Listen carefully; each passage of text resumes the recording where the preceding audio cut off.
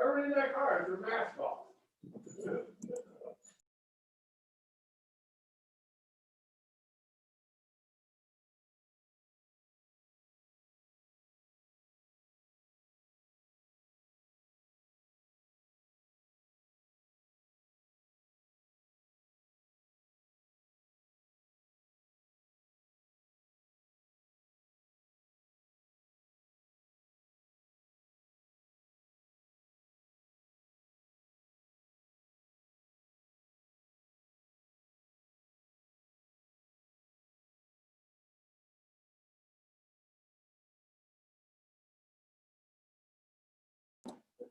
Hi, Bruce.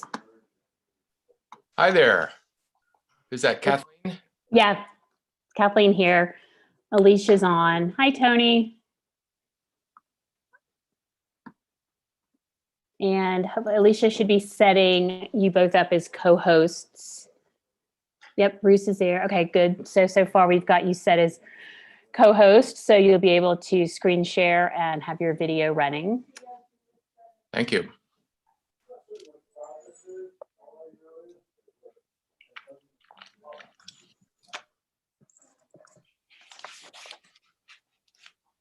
Yeah, so we're gonna hang and let you guys go into and then we'll hang over here.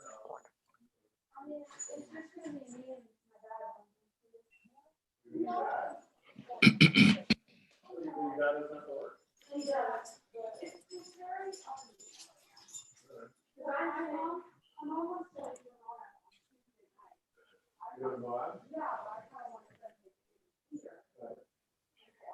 So Tony, I did send the invitation and all the materials to Glynis and Rachel as well. So I know that they aren't officially on the commission, but they're invited and they've got the materials if they were planning to come tonight.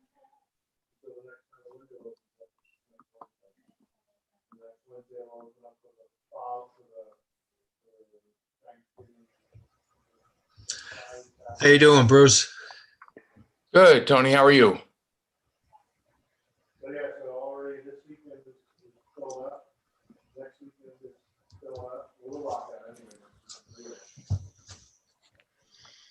So that's the first of the weekend right now.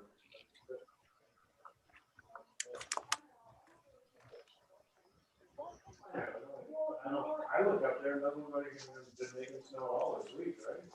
Yeah, you know what? They're opening, Old Home Run, so all the way down from Bonanza. They're opening Bonanza, Payday, and First Time. And so they're gonna have, a little drain park off of First Time in that little corridor. So it's just that big old wide open field that comes down and Cricket Hollow.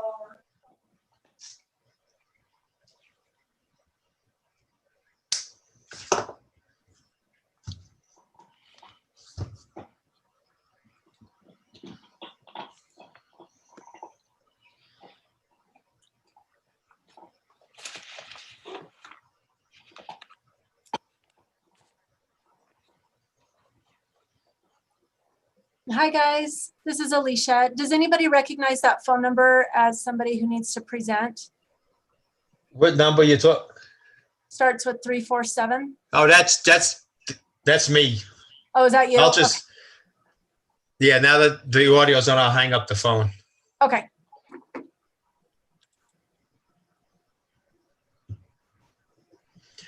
All right, there we go. Can you guys hear me now? I can hear you. Yes. Loud and clear.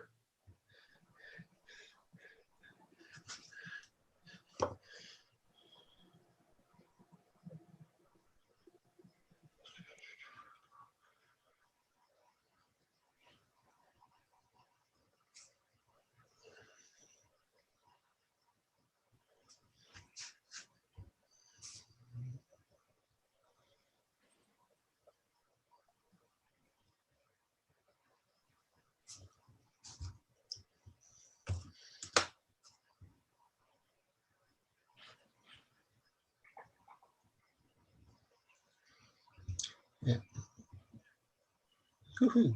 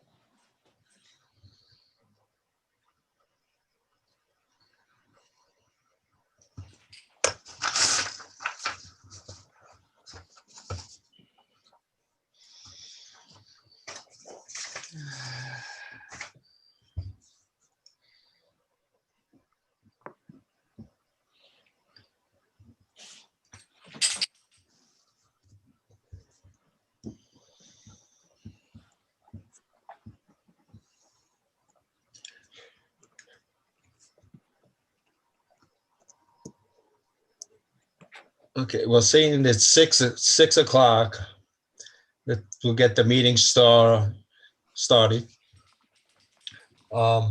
Bruce, you're here. Yes. Donna, are you here? One second, let me unmute her.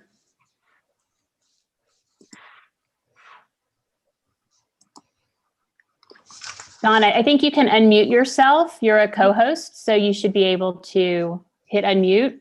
I just did. Excellent. Okay. Great. And Ryan, are you here?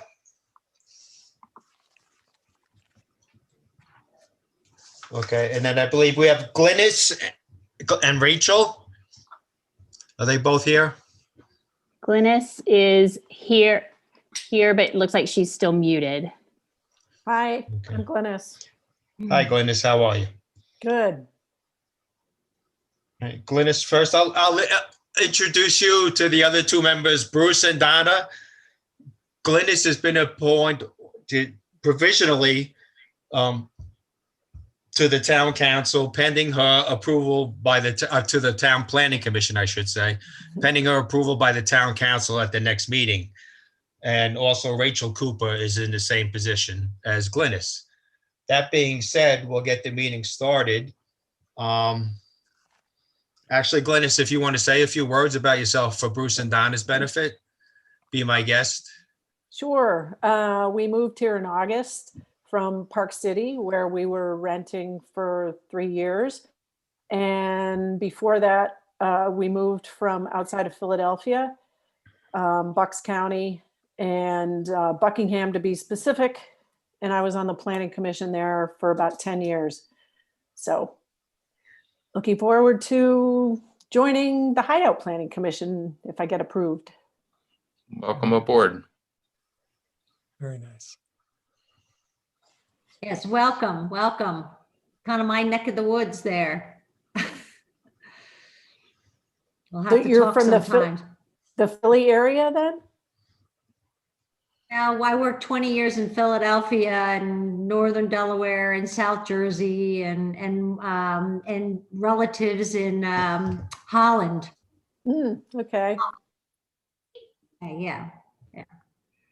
So, well, welcome. Thank you. Oh, we live in Shoreline, too. Well, wonderful.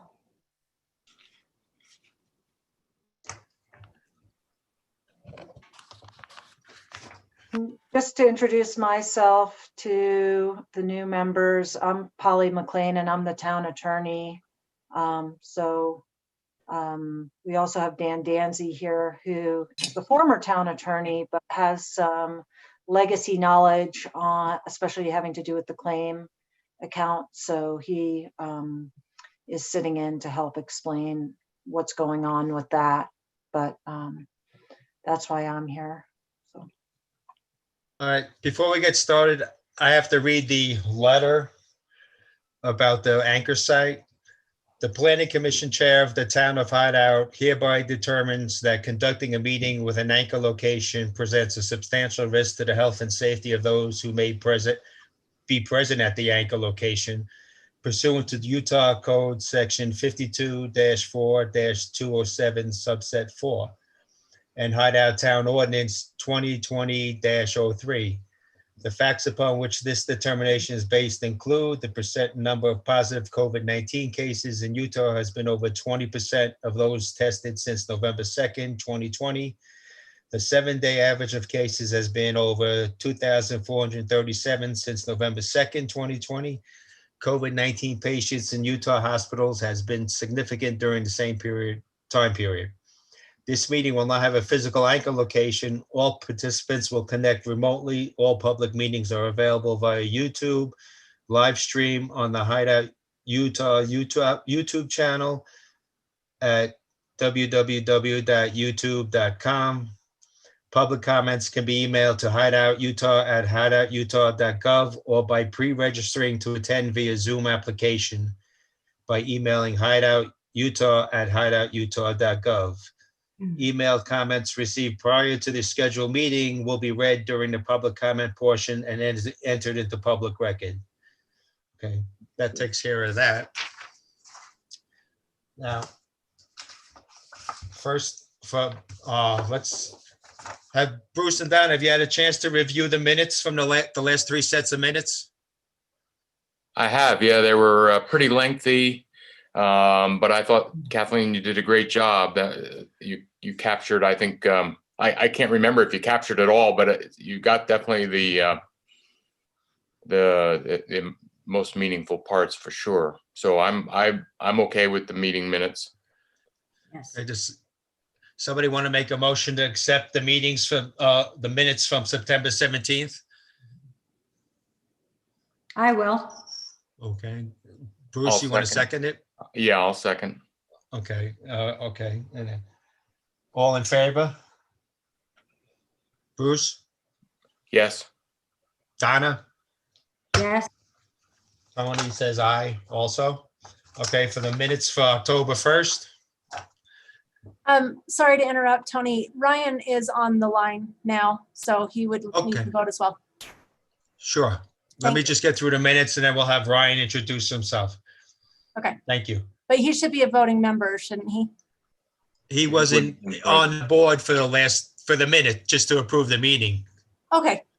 Correct. So the meeting minutes from October 1st. Does somebody want to make a motion?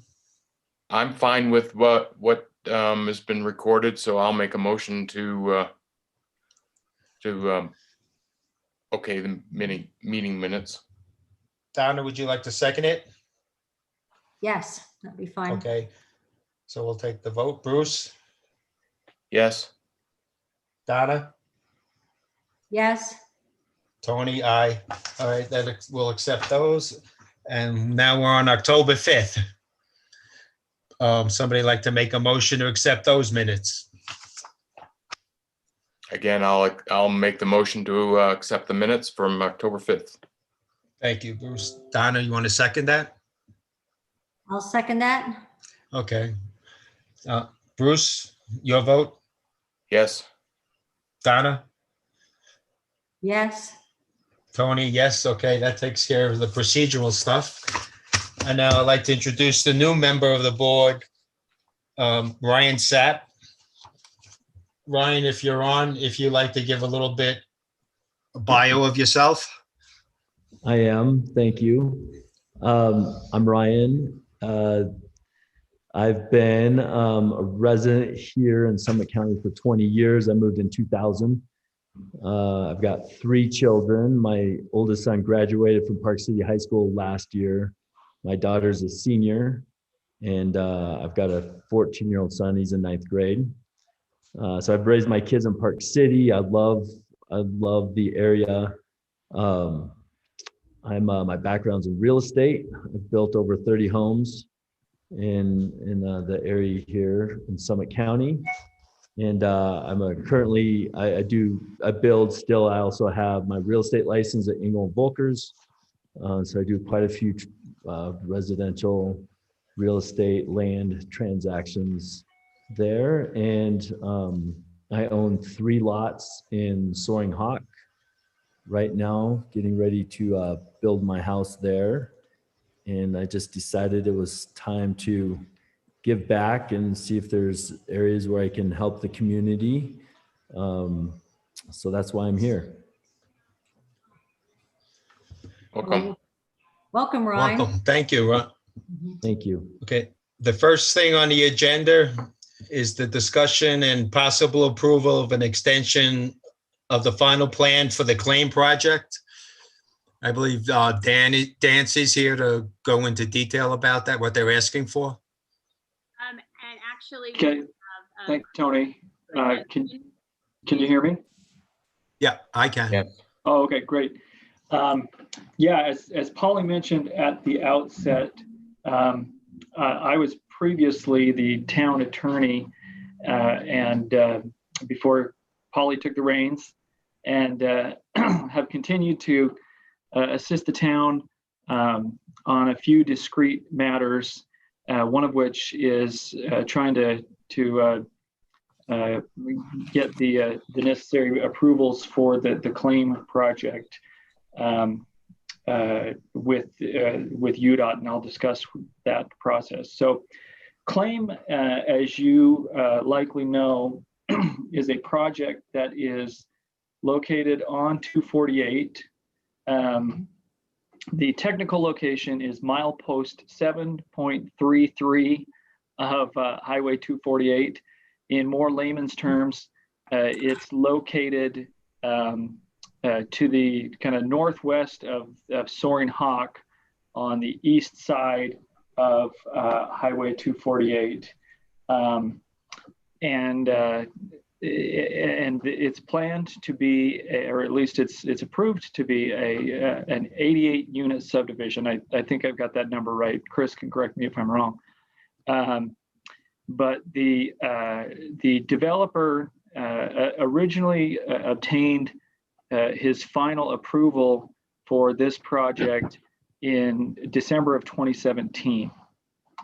And since that time, developer has been doing a number of things to move forward on this project. One of which is to work with UDOT on access. Now, 248 is an interesting road in that it is what's called a limited access road. And so under UDOT's guidelines, you can't just tie into a limited access road anywhere you'd like, even if you own property adjacent to 248. You can only tie into 248 on specifically approved locations. And so what this developer has been doing since before I got involved with the town, and I first started representing the town in March or April of 2018. So for at least 2.5 years, the developer's been working with UDOT to get approval for a limited access line break. It's called a line break. You got to break this invisible line that exists there and at an approved location. Both the developer and the town have had a number of meetings with UDOT in an effort to try and make that happen. As I mentioned, I think my first meeting with UDOT on this project was shortly after I started representing the town, and I've had a number of meetings with them since. And the developer has been doing a tremendous amount of work in terms of providing engineering materials and other things that UDOT has wanted. Even so, this has been a very long process, much longer than we had anticipated and much longer than we had hoped. Along the way, there have been a couple of issues that have come up that we didn't anticipate. One of which involved the need to get a portion of this where the access is going to be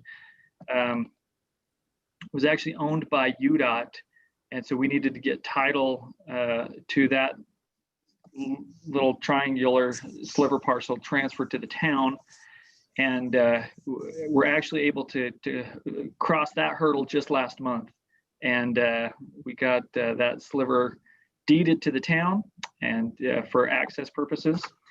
But even so, the line access, limited line access break is not finalized yet.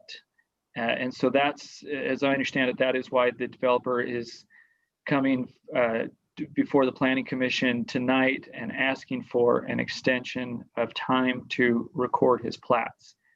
Now, this developer and the town entered into a master development agreement last year in the summer of 2019, pursuant to which the developer has what are called vested rights, meaning that the developer has the right to develop the project under the prior code, so the code that existed in 2019. As the Planning Commission is aware, there have been modifications to the town made since then, and Tony and Bruce and some others were very involved in that process, and that was shepherded by Jerry, who did a great job of kind of leading that through. But that new code, the revised code, would not apply to this project because this project has vested rights. Under the prior code, and I've got this section right here. Under the prior code, section 11.01.113, the Planning Commission can grant an extension of time for the developer to record his plats of 2 years upon a finding of good cause. And so the developer is asking for the town to, or for the Planning Commission to grant that 2-year extension. And from the town's perspective, as I see it, at least working from the legal side of things, I think this developer has been diligent in trying to get the approvals from UDOT that would be necessary to allow him to record access. It's been a long and difficult process, again, longer than any of us thought or hoped. But from my perspective, at least, representing the town, I don't believe that this is a situation where the developer has been deficient or hasn't been working to obtain these approvals. And so from my perspective, I think that the Planning Commission would be justified in granting the requested extension for good cause. And I guess, Chris, do you have anything as the applicant that you'd like to add to that? Maybe I'll just say hello to everyone and say it's great to meet everyone. A lot's changed since I started up in Hideout. I kind of feel like, besides maybe a couple others, I've been there the longest. Certainly, I know other residents had lived there in the subdivision for a long time. But anyway, it's been a great experience. I'm super excited about the direction of the town and all that they're accomplishing. I think the mayor's done an incredible job, and just everyone along the way just covered so much ground. It's been great to work with Jerry, in just working through all these different items. Certainly Thomas was great to have an official planner on board, and he's been great to work with. So anyway, yeah, I don't want to reiterate or restate anything that Dan's already expressed, other than the UDOT experience journey has been a challenging one, and one I wouldn't wish on anyone. I do think we're very close. We've had the deed was a major milestone. At this point, we're waiting for a permit to follow the deed. And it was my understanding they could not issue the permit unless the land had been deeded first, so that the permit was issued to the right parcel. Other than that, I hope everyone can make it up and come see the claim project sometime. We invited the entire town. It was only 2 months ago, and I think there's all new people already, but up to our open house event. And hopefully what we're doing up there is consistent and aligns with the hopes and plans for the town of Hideout. And yeah, maybe I can, any questions I can ask or field from you guys, I'm happy to do so. Chris, I have one question. How many units have you already built out of the 88? We have 7 currently completed, and with another 7 on the way. So our first phase consists of 28 units, and we have construction moving on 14 of them. And basically, even the 7 completed, let's say they're all closed on, those people technically wouldn't be able to get to their units legally because of the access question. Well, certainly Dan has been aware of that. And so we haven't recorded the city essentially said to me, we can't record your plat until no one could move in. We can't even enter. Now we have buyers on all 28 of those units right now in phase 1, but we have not been able to record the plat until we have the access issued from UDOT. Okay. And maybe just one more moment on UDOT. This is this right of way access is how every development up and down Highway 248 has gone about this. I requested, I can't remember, 9 or 14 of them up and down 248. I have no idea. I don't even know if there's something unique about my project that triggered this delay, but this is a common thing. It's just taken much longer than I think even UDOT anticipated. Chris, this is Bruce. Does this have anything to do with the fact that there's no turning lane coming up the hill? Unrelated, although it is part of UDOT. So there is, and Dan, chime in, you're a little more technical than I am on this. So that the accel and deceleration lanes we will be putting in, that's part of the permit. There's a right of way permit, and then there's, I'm just gonna call it the engineering permit of the roads that we will install. So we can't put that in either until this permit's issued. Now we will begin those the moment we have this permit. I mean, that's how people will get in. So yes, until there's line access, kind of half of this, and then there's the road component of this. That road part, our civil plans have been completed for 1.5 years. Yeah. Had them, reviewed them, and approved them. The accelerate, it will look just like Soaring Hawks. Same length, same width, same turn lanes, everything will be identical. Oh, that's good. So Bruce, just to add on to that, and I don't know if that addresses your question specifically, but let me add just one more point, and then you can follow up with any other information you need. The engineers who have been working on this, as Chris mentioned, put together a whole suite of documents to send over to UDOT, and that suite of documents includes both the accel and the decel lane that are going to be required and are going to go in there. And so those are in UDOT's hands. It's so that the approval or the delay is not because those plans have not been presented or as I understand it, approved. It's actually the reverse. The lane hasn't been constructed because the limited line break has not been approved yet. Okay. So without those turning lanes, the plot can't be occupied or recorded. I'm just kind of trying to figure out once you get this, then the turning lanes start happening, and then you can start getting those buyers moved in after the turning lanes are established, correct? Correct. I think a lot of it will kind of happen concurrently. So it's my understanding that once we receive this permit, we will then record the plat. We will begin construction, widening the 248 and putting in those lines. So it will all kind of happen concurrently. But yes, that is the plan. All of that must advance forward, but people will be moving in concurrently. Okay. Yeah, and Bruce, just a follow-up point. The town engineer, Ryan Taylor, is certainly involved with this process and understands what the designs look like and what the access is going to be. And so I think Ryan will be guiding that process of how and when and the sequencing of the construction of those, of both, finalizing the actual tie-in itself to 248, and then the construction of those acceleration and deceleration lanes that kind of fan out like wings from where the access point is. Okay.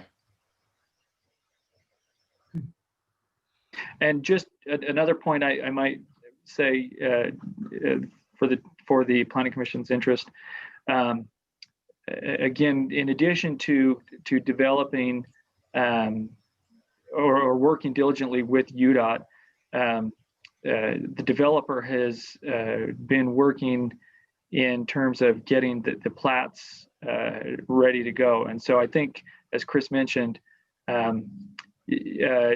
we've received a request is it the first phase, Chris, or are there 2 phases? 1 phase. That's right, just the first phase. So the first phase has already been submitted to the town. It's been approved by Ryan Taylor, the town engineer, and literally, this is just sort of that last box that we need to check is this UDOT approval process. So I think as soon as UDOT comes in, dominoes will start falling very quickly, but that is the holdup at this point. And like Soaring Hawk, this is just there's just a one access point to 248, right? There's no other way in or out of claim. Yes and no. Unlike Soaring Hawk, part of the approval process for Chris's development was that there will be an emergency secondary access point somewhat further up the road, up the hill. So I guess that's south, but essentially kind of where the old, for those of you who can remember, there was kind of an old trail, dirt road, and I think Chris may be still using that for some construction access at this point. But that's where the old access was, and his approvals from the way that we had the fire district agree to approve this was Chris had to agree to put in a secondary access. So the secondary access will not be open, generally open. That was a UDOT stipulation. So the fire district wants to have emergency egress in case there's wildfire or whatever it is. So there will be a secondary emergency access. But UDOT, on the other hand, doesn't want that to be a general use access point. Like I said, it's a 240, it's a limited access road. So they want the one point of access down at mile point, technically it's mile point 7.33. The emergency access will be up at mile point 7.48 or thereabouts. And, but it will have a crash gate or some other emergency barrier so that only in times of an emergency will it be used for egress or for emergency vehicles to access the property. That's great. Good. Mhm. I think so too. Donna or Ryan, you have any questions? No, I understand that. It makes sense that being limited access, they don't want them and the fire department kind of clash a little bit, but it sounds like the answer works for both.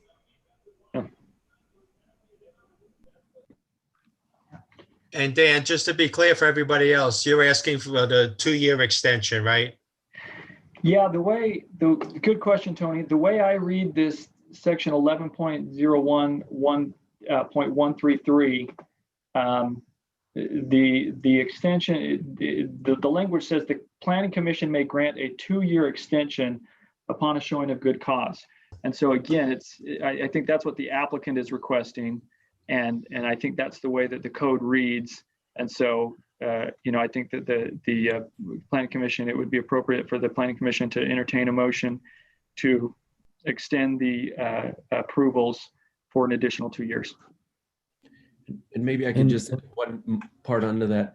During the approvals, it may not be as much of an issue anymore, but they were cautious to make sure I didn't approve too many plats at once, actually, because they didn't want to service. I think mostly it had to do with snow removal, but I guess certain subdivisions had put in all the roads to get up to one home. And they actually said, could you kind of phase through this? And I said, I like phasing. So that was part of the discussion is phasing it as people were actually moving in. So we didn't service a whole community for a few homes at the top and then a lot, in different places. So. Chris, do you think it's going to take 2 years for you to finish the build out, or less than that now, given the fact that sales are going so strongly? Yeah,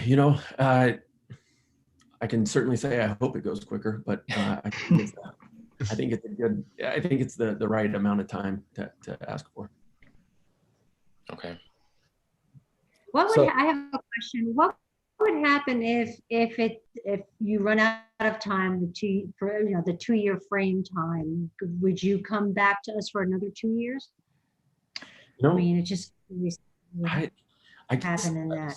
Certainly, I'm probably the most motivated to move quickly and to get things done.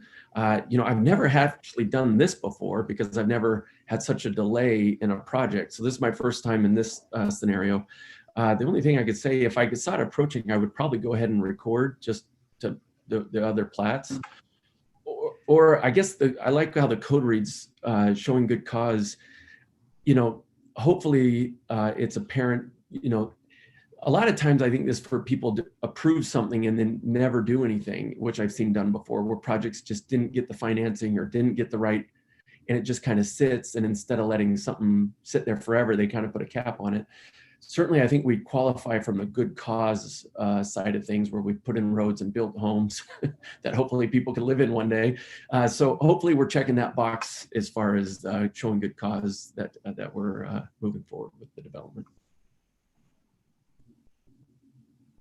So let me just make sure that I understand it. So a 2-year extension, the only reason you haven't recorded it yet is UDOT hasn't signed off. So the minute UDOT signs off, you can record your plat.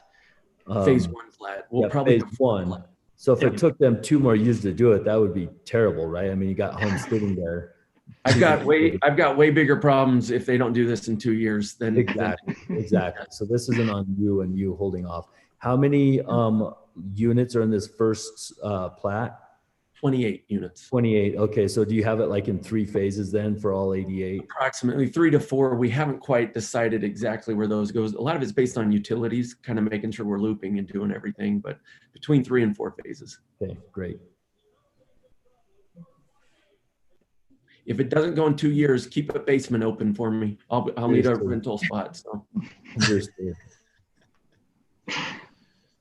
Joking, not joking. Semi-serious. Okay. Does anybody want to entertain a motion in regard to this? I'll motion to approve the extension of 2 years due to good cause. Okay. I'll second that motion. Thank you. Right. Okay. Well, then we'll take a vote. Bruce? Yes. Donna? Yes. Ryan? Yes. Tony's yes. Okay. Chris and Dan, you got your 2 years. Chris, I'd like to thank you for being patient. I put this over from last month when you wanted to get on the calendar, and I appreciate it. I just want to thank you. Hey, I appreciate you guys. Welcome to the board, and look forward to meeting all you guys. Please make it out to the site sometime when you get a chance and come see us. Okay. Thank you. Thanks, you guys. Appreciate it. Tony, excuse me, I just wanted to point out, I see Rachel is on here, and I don't think we were able to introduce her. Oh, And I think she's okay. I thought we did before. I'm sorry. Rachel, if you're on, if you would just want to give a brief hello and a little bit of a bio about yourself to everybody else on the board. Okay. Hi. I'm Rachel Cooper. I live in Shoreline, just above Donna. I'm in phase 1. And we moved here about 1.5 years ago from the Maryland, DC area, where I did some writing about development issues, and I've long had an interest in urban development. I, many years ago, was a real estate appraiser.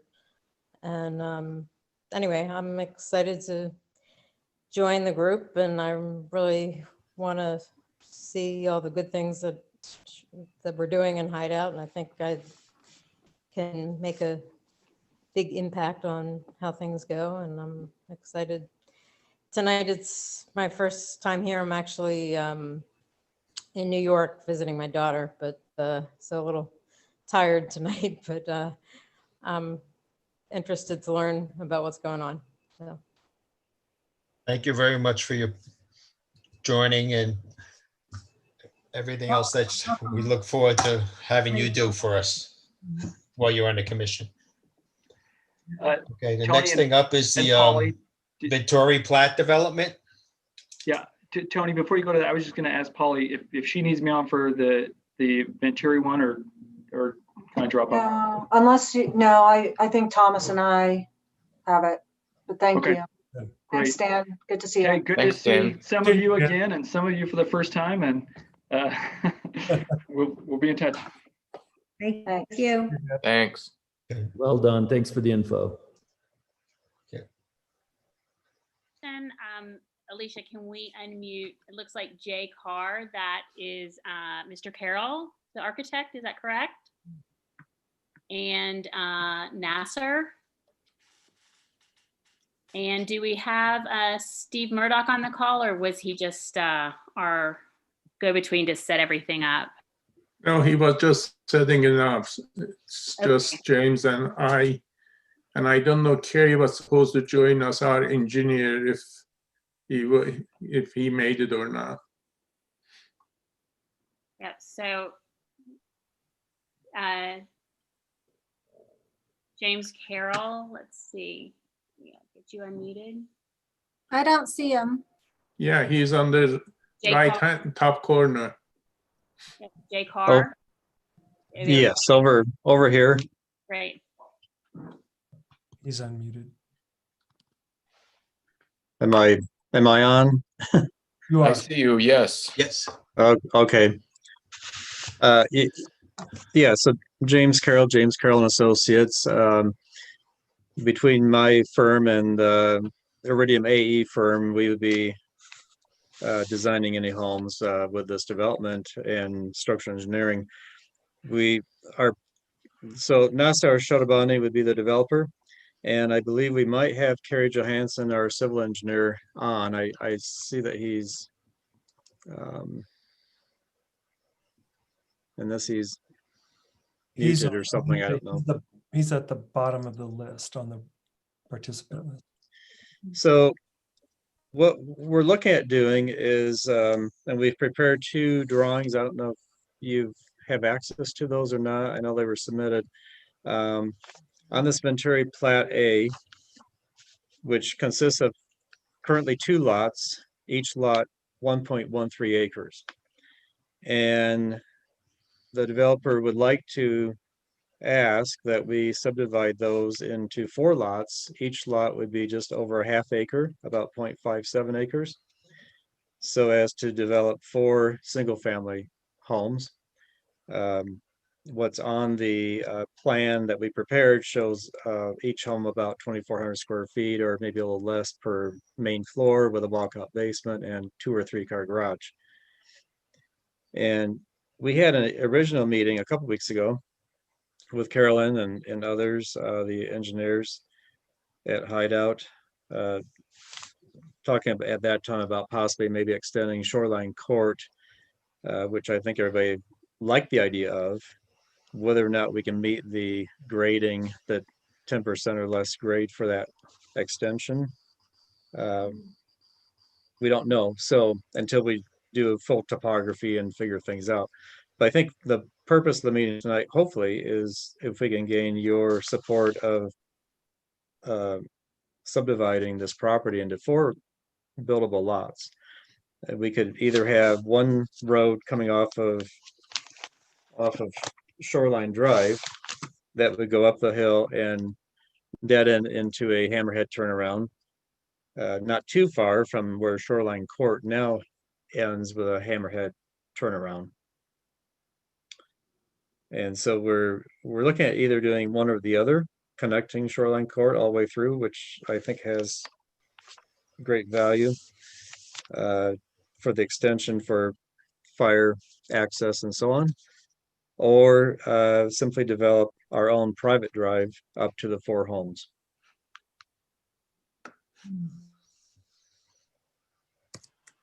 Last week when I talked to Steve, you guys were making sure you had enough water rights to do that. Have you guys gotten the additional water rights to go from 2 to 4? So tracking that down, we were referred first back to Jordan Special Service District, and they don't handle this area. Referred back to Sharon, or Cheryl, is it, at the utility department at Hideout. And she verified that there were 2 water rights currently, and that's it, that we would have to talk to the mayor of Hideout to ask for any additional water rights. And we have not pursued that yet. So then I would think you asking to split them is a moot point until you find out if you have enough water. I mean, am I wrong, Thomas? No, I think that is correct. I also think, and Mr. Carroll noted it, there's a pretty steep grade there that we would have to figure out if we can get a road in there at 10% or under. Probably hovers between 13 and 17, and I'm not sure exactly which way the road may go down, but that would also need to be explored. And Ryan and I have discussed that as well. Just out of curiosity for everybody's sake, does it help if I share my screen so everybody knows what we are talking about and where it Yeah, is? could you please, Thomas? Because I'm having trouble pulling it up. I could do that right now. Let's see here. Can you all see that? Yes. So here's Shoreline.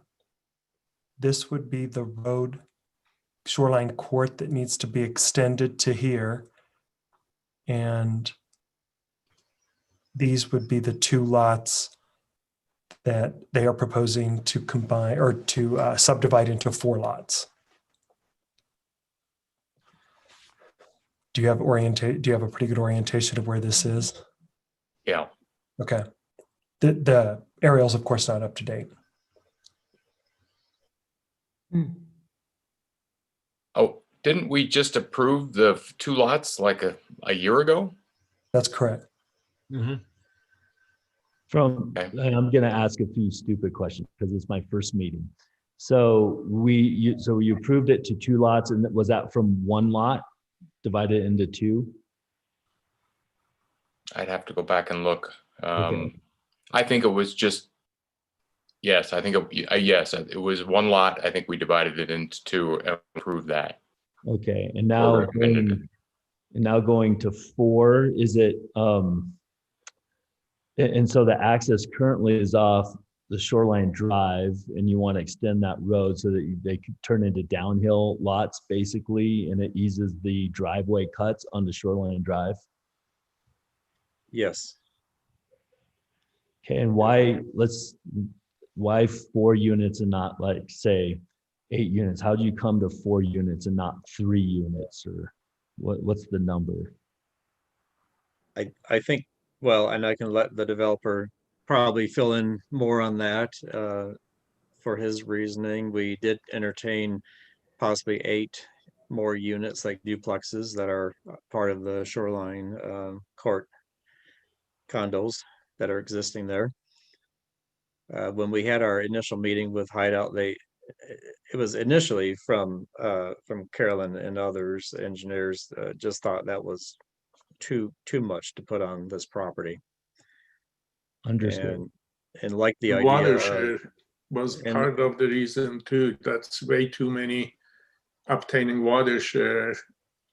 And we thought having 4 homes, first of all, it will be totally different than just the townhomes. It will be more individual homes, which will make sense to have them, as their own identity.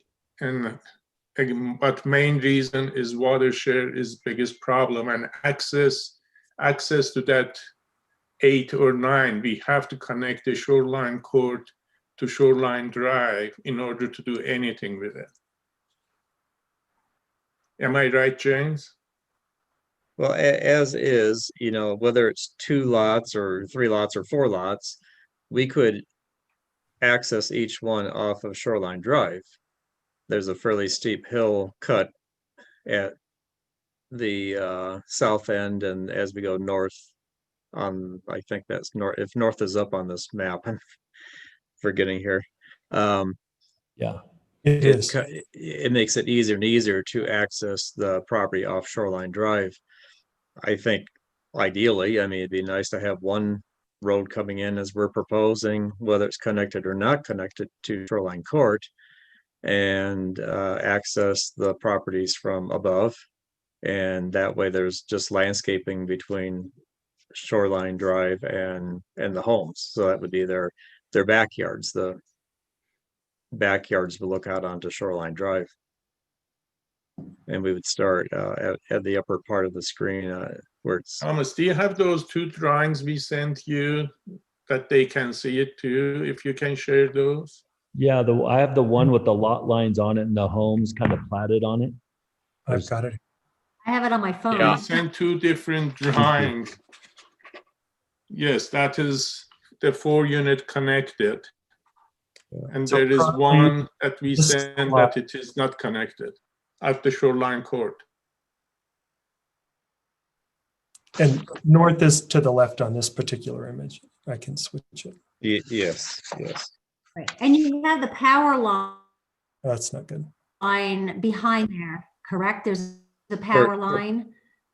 Correct. So there is an easement that prevents us from putting the roadway, proposed road or drive, any closer to the property line to the east. Could you, so this cut then on the left side, that's the cut that we're a little worried about as far as the grading, is that correct? Possibly, it's hard to tell. It does come down and flattens out the further we go to the left of the page there.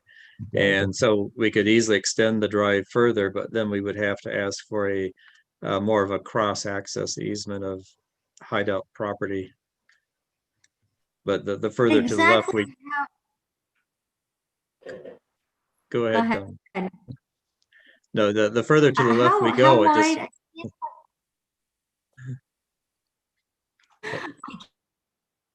can't quite see. I know the further to the left you go, it looks like it's flattening out. I can't quite see how wide the road is is it going to be the same as the Shoreline Court? It doesn't widen at all, right? It's the same? Or Yes, the same. The same width? It's the same size. yeah. So we met with Ryan Taylor, and I'm not sure. I think there was somebody else there as well at that first meeting, and they were all for recommending that we maintain the same width and the same curb gutter system as on Shoreline Court, even though Shoreline Court does not meet today's guidelines for width of roadway. So Shoreline Court is over the length allowed. It's over 600 feet long. It dead ends. And so I guess not much of it, as I understood from the engineers, meets, it's not meeting code at all. Even the hammerhead turnaround, I guess how it dips down and does whatever it does. So from their point, their recommendation would be to allow this connection and at the same width, because it certainly improves accessibility for fire and emergency vehicles. So this, and one other thing, there's a path. Isn't there a bike path or a walking path that was already cut out? Is that in that property? You know, Tony? I think it's in that common area. The path you're Oh, talking where it says about. common? Yeah, it's on that common Okay. area. Yes. Yeah, I believe, Donna, it actually goes through the cutout and just chicanes back and forth down to Shoreline Drive. Okay. Here, I'll show you. Okay. okay, so from the city's perspective, there's 2 units now. You add 2 more, but with that, you create and you connect Shoreline Court down to Shoreline Drive.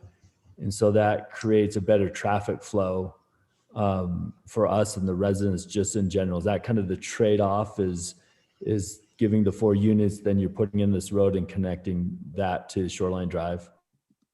No. Yes, that's what we understood. And also fire department's concern, because that hammerhead is not wide enough to really to be legally over there. That's their biggest concern Ryan has.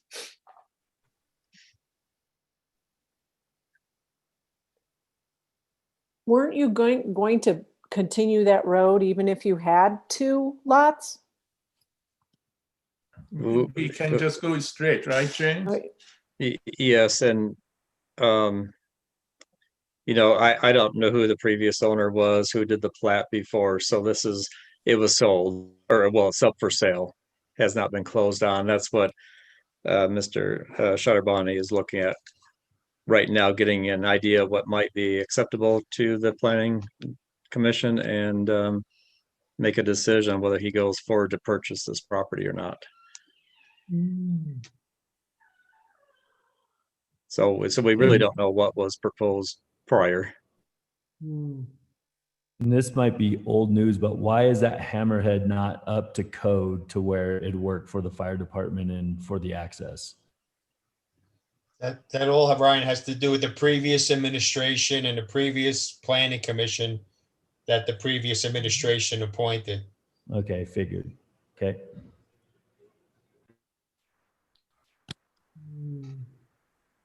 The issue still is, though, you don't know if you have enough water rights to do 4 properties. No, we were trying to find that out prior, well, much prior to this meeting, but unfortunately didn't make the good connections, and then until we kept trying through Jordanel's Special Service District from the previous meeting that we were told that they were the ones that handled that, but once we heard back from them, no, we had talked to and again, is it Sharon or Cheryl at the, find my notes here somewhere, but we just got that a couple days ago. We learned from her where she verified that there were 2 and that was it. Anything further, we would have to talk to the mayor according to her.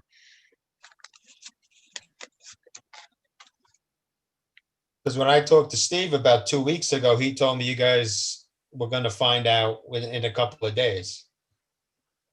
Thought we would, because we had our messages and so on left with the secretary at Jordanel's Special Service District. But again, as you know, we thought it'd be an easy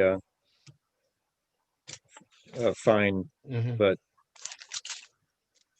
then we referred back that they don't handle this area. Okay, but as we stand now, basically it's a moot point for you to ask us to subdivide it until you find out if you do have enough water rights. It will be based on that. We are just asking right now that if besides the water shares, if you have any concerns or if you will have any objections to this. We know that it will be based on the water shares, but we couldn't find the water shares answered up to this meeting. Besides that, is there any concerns that it will eliminate this request? Can I just ask, because I'm just getting up to speed on this as well. So are your lots part of the existing subdivision? No. You're separate? They are just on their own. Okay, I see. Yeah, completely separate from any other hideout development. Okay, so it's not like this is phase whatever, this is its own new subdivision. Correct. And it was, right now it's platted as 2 lots, but platted as part of what? It must have been platted as part of some process, right? I think that it was platted as its own subdivision called the Venturi subdivision. Okay, I see. So someone came in, just took a meets and bounds parcel, turned it into 2 lots, and now you're considering buying it and turning it into 4 lots. That's correct. Okay. On the plat, I wasn't either. Venturi Capital LLC. What was it, on the 11th day of 2019? I guess. Trying to read this. I have the plat pulled up on my other screen here. I'm not sure how to show it to you though. Let's see. Can I make a comment? Sure. Rachel. One of the things I think does really make sense to have the access through Shoreline Court is that it would make the traffic flow a lot better rather than having driveways out on Shoreline Drive. I could see that, you know, because there's gonna end up being a lot of traffic on Shoreline Drive eventually down that end.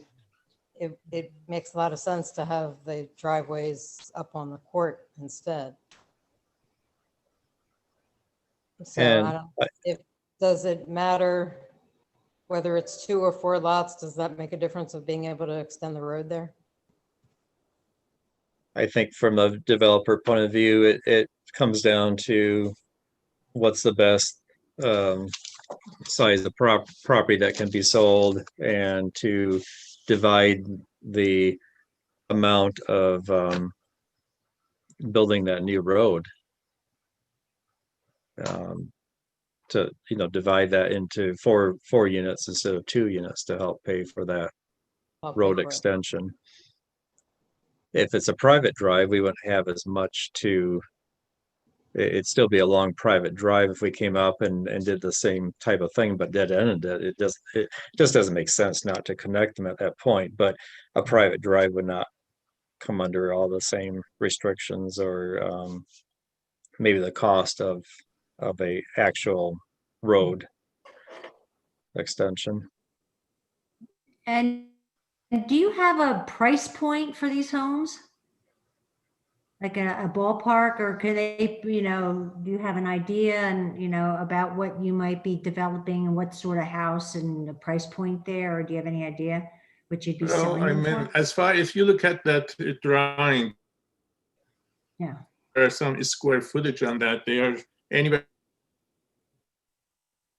Let's see. 1,000 Yeah. square foot. Then on price point, we go from there. But we are just in beginning of. I just put this land under contract 3 weeks ago. 3? Did you say, yeah, you just put that under contract 3 weeks ago? Okay. I'm sorry, you broke up. Uh-oh. Uh-oh. He's frozen. It's not going to be cost effective. I assume sorry, you're breaking up. I assume the 4 lots meet all the setback requirements. They will. We're showing setbacks on there. We've got one that's over on the lot 1 that we were just putting some ideas on there for now. And to show that we could place a fairly decent size main floor and either a 2 or 3 car garage on each property and meet those setback requirements. Because a half-acre lot, plenty large to build even a larger home, except that much of this is taken up by the 20-foot power easement on the one side that we can't build into, and they don't want to split a roadway into. And then we have the width of the road, which is 24 foot total. So right away, we're losing 50 feet of the property on the east side. So James, and then your utilities, will they come down? Where are you accessing those? So the power and the sewer, is that coming down from Shoreline Court? You're just continuing those? Could be a possibility, but because it looked like, I don't know, did we ever get a final answer on NASAR on they're bringing the sewer up Shoreline Drive, but I don't think it'd be extended close enough to tie into. Do I remember correctly? The engineers were, I don't know if we ever heard back on finding out. I don't know if NASAR can hear me or not. I see him on there. I can barely, it's cutting out for some reason. Oh. What were you asking me, James? Well, I couldn't remember for sure if we ever heard back from the Hideout engineer regarding the sewer connection. They were asking about utility connections, where the utilities would come in at. Online?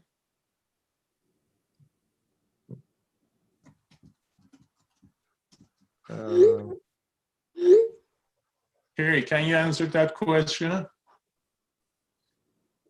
What's that? Sorry. They are asking about the sewer line, I believe. Yes, the utilities. Would they connect from Shoreline Court, continue down?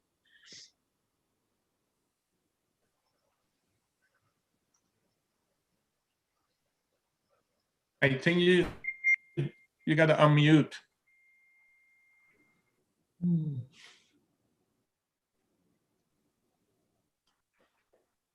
Gary, can you unmute yourself? You should be able to speak here.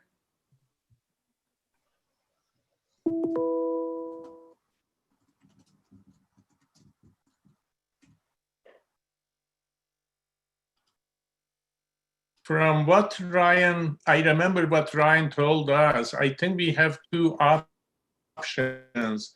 One, we can go upwards and we can go downwards. Am I correct, James? Oh, That's what well, he that's said, right. that there is two connections. That's right. He was talking about using some So sewer.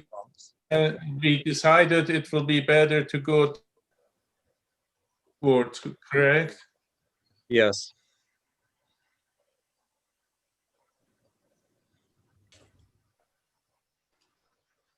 I think Kerry is trying to phone.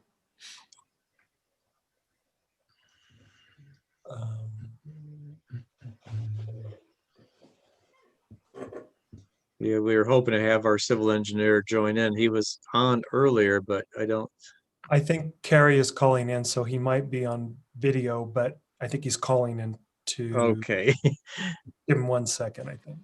He can answer this so clearly for you on the utilities.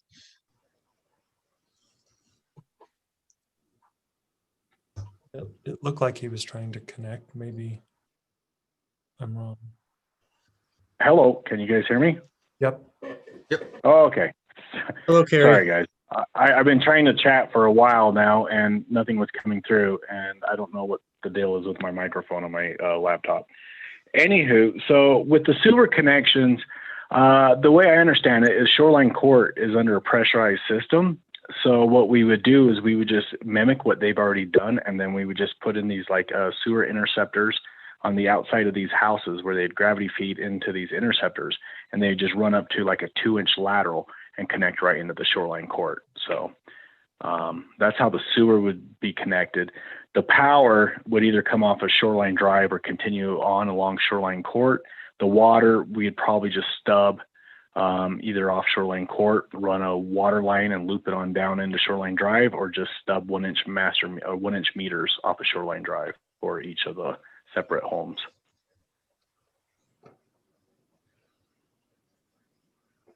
Did that answer your guys' utility questions?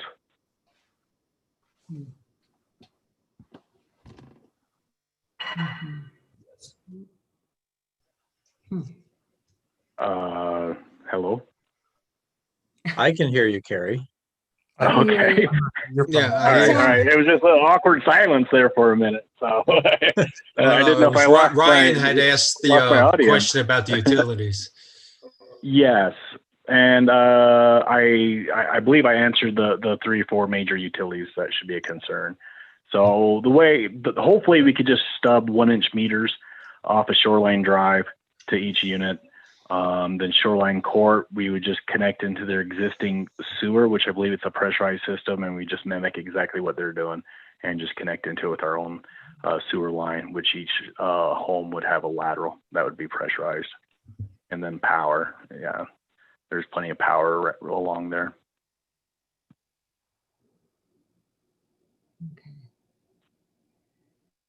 Power and the water already they stop by the middle of 2 properties.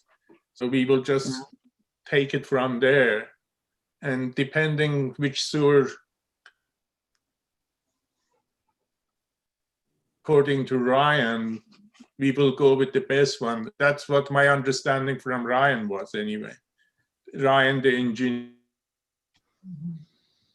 Right. The utilities shouldn't be the issue on this lot, on this development here. There's plenty of options on getting the utilities to work. Along that line, Tony, maybe I could jump in just real quickly. I've chatted with Ryan Taylor, the city and the town engineer, and I think that if the planning commission thought this might be worth considering, I think that there would be a couple of things that Ryan and I would need to look at. One, can we make the road work in terms of slope and connecting down to shoreline? 1, 2, what do the retaining walls look like with 4 lots having to be cut out into that hillside? And how would that work in terms of the layout and the character in terms of what would be existing north of shoreline. And then thirdly would be the water rights. I think all three of those are still conditional and contingent. I don't know if we could answer any of those tonight. No, I don't. I would say how we can. That's why I asked if it's even feasible to entertain this until those questions are answered, specifically the water rights. If, I mean, it's not just the water right issue that's here. There's three different issues, and I wouldn't feel comfortable approving your splitting the two into four without those questions being answered. Well, if we assume that we got the water shares, enough water shares, is there any other shares? That's what we are asking at this point. Yeah, there's the slope of the road and the retaining wall. If we have all the requirements that you have, I think we talked to Kerry and talked to James. I think they will work out, and we can get those drawings to you guys if we go forward with this. And we will do everything to go and to say we will make sure that they are up to requirements, but I would make a recommendation. That's what we are trying to ask. I don't know if we can give you the answer you need, Nasser, tonight. I'm not exactly sure that we have enough information. With regard to the road and the retaining walls, we would need to see the topography and the proposed retaining walls to see if that meets code. We don't have any of that information right now. Secondly, we don't have any slope information, any topo for that road, so we don't know if it can make the 10% slope. And then thirdly, we have to know about the water rights. I think that, you know, we could certainly, Ryan and I could certainly work with you. I don't know what your timeline is on the option for the property, but we could certainly work with you and bring something back to the commission. But I think without that information, I think it's hard to give an answer. I am not trying to get the answer yes or no. Me, my biggest concern is if we answer, then you accept those. Do you see any other problem? Can we subdivide? Nasser, we're losing. And you accept the answers, obviously. Yeah, no, sorry, you keep breaking up. I think what you were saying, yeah, is that, you know, we weren't looking for an approval necessarily from you, but just, I mean, this is just for discussion tonight and to see if this is a possibility if we were to meet, which it sounds like it would be if we were to meet those conditions, which we would have to meet. It's very hard for a governmental entity to kind of talk in what ifs, you know, so we can't really make any promises until we have, you know, until you know that it can happen. And I know it's a little bit of the chicken and egg, but you know, I think that you've gotten some input here in terms of what the concerns are, but we can't, beyond that, it's not possible for us to say, yeah, sure. Well, if you get this, well, you got an approval right here, you know, it's just too prospective at this point. This is Bruce. Also about the road. The road seems a little bit more narrow than what we would really like, especially with our new code. Is this going to be a private road, or is this going to be really an extension of Shoreline Court and be a town road? Who would maintain this road? I don't know. Carrie, are you still there? Do you remember? Yes, the road width is 24 feet. So you got 12-foot driving lanes. We would just continue what's already there. Oh, I'm sorry. It looks like it's 16 feet. Oh, that's between the curb and gutter, but the curb and gutter is drivable. So the fire truck can drive on top of that curb and gutter. That's kind of why they're designed the way they are. They're kind of like a row gutter, so the fire access can utilize that curb and gutter. So Yeah, but you know, the new town codes are asking for requiring wider roads. The roads that have been created in both Shoreline up in Rustler, most of the town actually are really narrow than we would like. You wouldn't be able to park cars on the road. In fact, there's an ordinance that would possibly ban all parking on town roads. So if that's the case, and this would be the width of the road, I'd also ask for you to look for putting in some additional parking.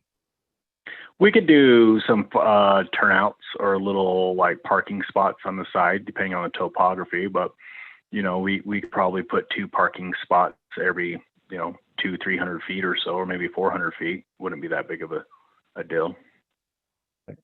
Parallel parking, 9 feet. Yeah. So that's another one that I would add on, in addition to the retaining walls, the road slope, and the water rights. So your existing retaining walls out there is basically just 30-foot tall bedrock that's just been cut out of the mountain. So, I don't know what hideout ordinances for retaining walls, but it looks like to me it's just basically depending on the existing conditions. It looks like they just came in and cut it, didn't put any retaining walls in. The code changed actually. Now the tallest wall you can have is 5 feet with a shelf and another 5 feet. So 10 foot with 5 foot. What's the distance between the shelves? Is it 5 by 5 by 5? 5. Okay. So even if they're like, it looked like to me some of those retaining walls aren't even 1-to-1. They're like more like 0.5 to 1 cuts. So even if the existing conditions are basically bedrock, you would still require a retaining wall. If there's bedrock, the town will work with you, but the retaining wall, the shelf, the wall itself can't be higher than 5 and 5.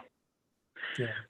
So the 2 locations that are of any concern to me walking the site would be where the 2 hammerheads would connect. So off of Shoreline Court, where that existing hammerhead is coming in, for whatever reason, they dip that hammerhead down about 5-6 feet. And I don't know why. But anywho, so that drops down quite a bit. So we would have a bit of cut there just to get back up on top of grade to the existing surfaces. Mm-hmm. Then as we'd come on down where we connect into Shoreline Drive, we'd probably have a bit of cut.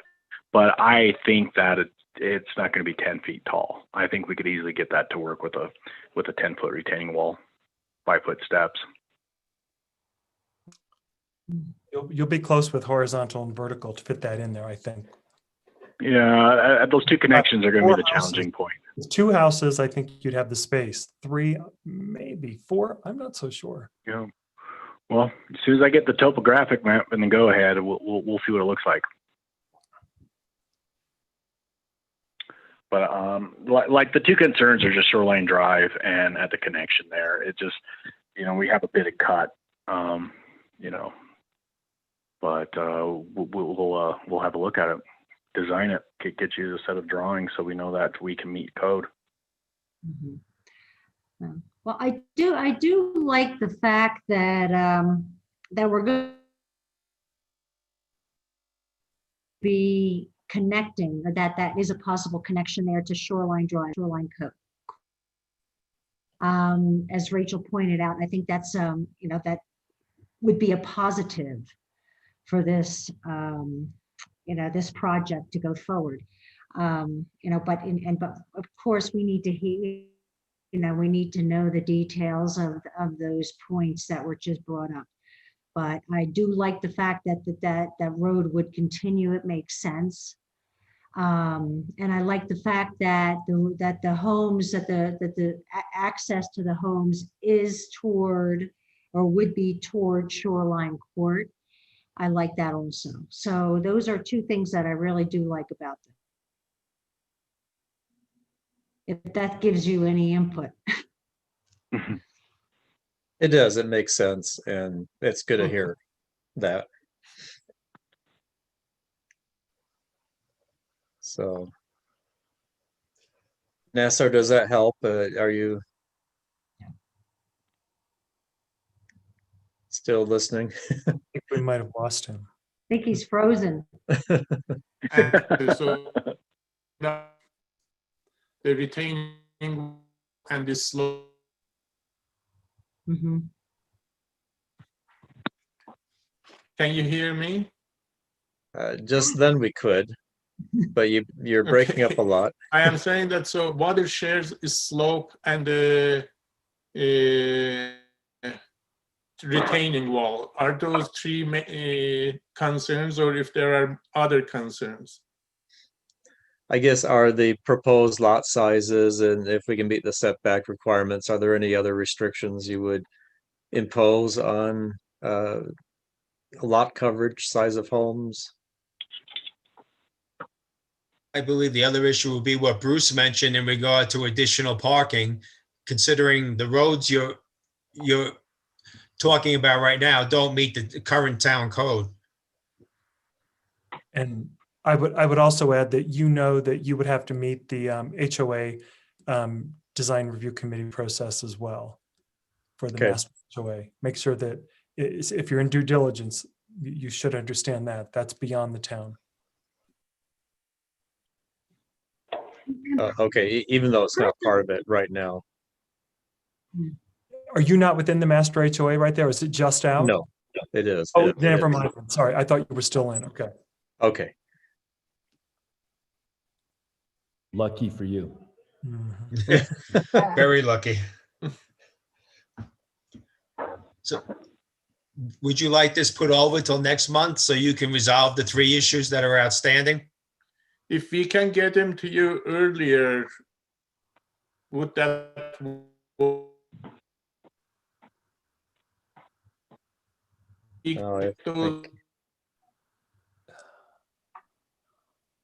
Even by just for you guys review and. Well, I would hope you would get it to us earlier than the meeting so we can review it. No, but I am saying that before before next month meeting, can we, if we finish them early, can we get the response earlier? That would be tough with That's my the holiday and the town council meeting in between.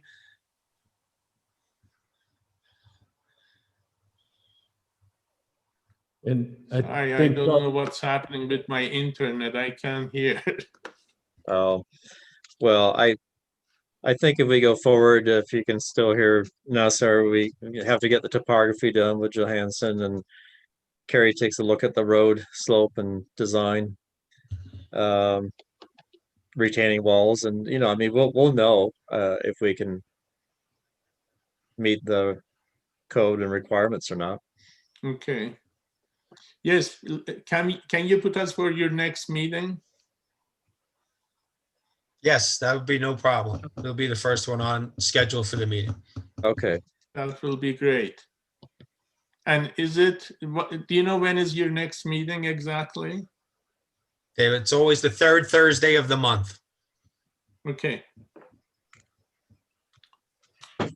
And we will try to get those questions answered right away. Okay, thank you very much. Thank you for your time. Thanks. Thank you. Thank you. Yes, thank you. Anything else for us? No, that's it. Thank you, gentlemen. Okay. Thank you. Okay. There's one other issue that's not on the agenda. The mayor has asked the planning commission to put together a dark sky ordinance for implementation to forward to the town council. Bruce has been kind enough to take the lead on it. And Ryan and Glynis, I was wondering if you would join him in working with that, on that.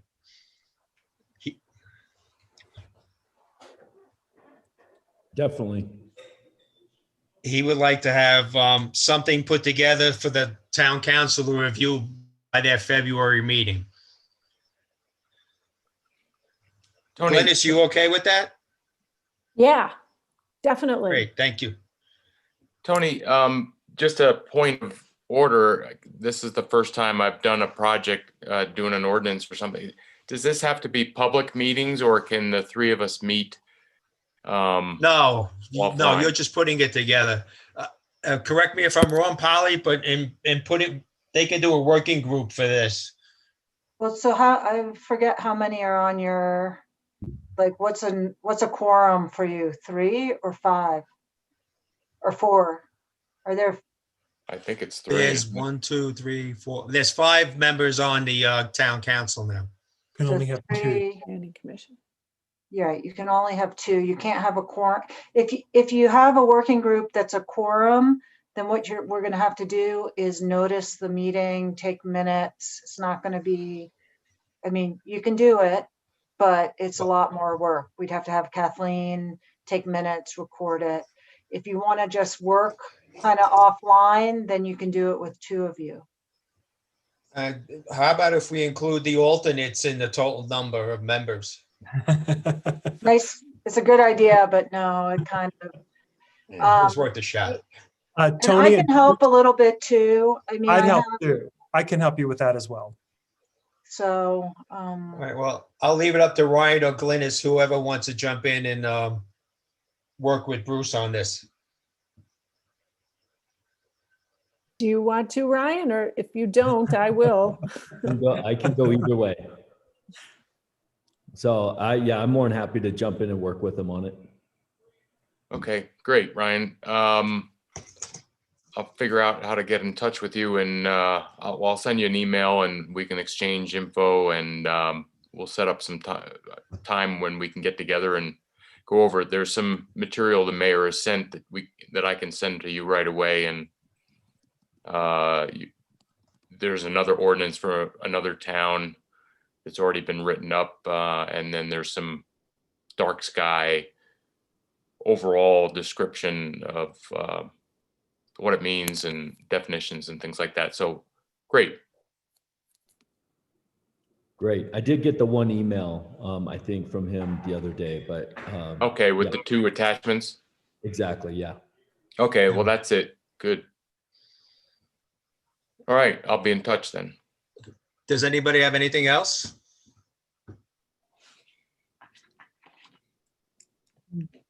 Does anybody want to make a motion to adjourn? I will make a motion to adjourn the meeting. Okay, a second? I'll second. Okay, Bruce, Yes. Donna, Yes. Ryan, Yes. Tony, yes. Ryan, Glynis, and Rachel, thank you very much for joining and welcome aboard. And I guess we'll see everybody in next month. Great. Thank you. All right, thank you. Thank you. Thank you. I'll get in touch with Thanks. you, Donna. Hi, everybody. Yes.